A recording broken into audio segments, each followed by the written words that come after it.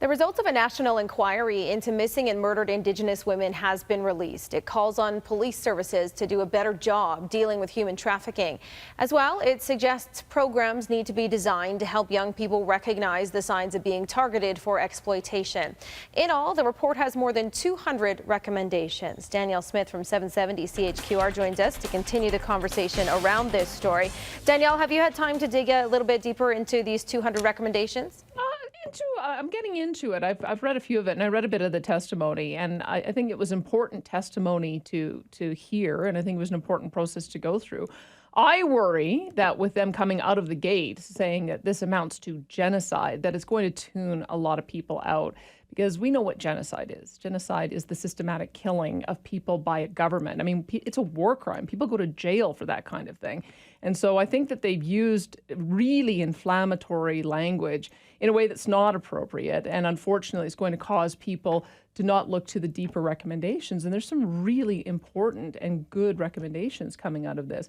One of the things that I found quite interesting is one of the problems that we face in rural and remote northern communities, Indigenous communities, is the problem of domestic violence.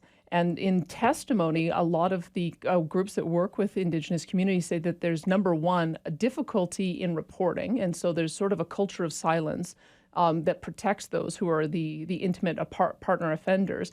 But then in addition to that, there's a difficulty in being able to get services. So if you are trying to flee domestic violence and you live in a remote community that only has an ice road or fly in, fly out, there aren't protective services to help those women. So I think that they would have done better to focus on some of the more practical ways that they could help those who were in those circumstances, because they fully admit that the biggest cause of the missing and murdered Indigenous women are intimate partners, both Aboriginal and non-Aboriginal, casual acquaintances, and then they also talk about serial killers. I would have liked to have heard a little bit more as well about the instances there. So I think they missed some opportunities, and I hope that as I go through the recommendations, they have more specific, targeted recommendations how they can really help those who are the victims of domestic violence. So this is a list of recommendations. Do we expect any action to be taken, and how soon? I think there could be action taken if they focus on the right thing. I mean, if you're going to say that the problem is colonialism, well, we're not all going to leave and go back to the countries that our ancestors came from. So that's the problem when you focus on the wrong thing.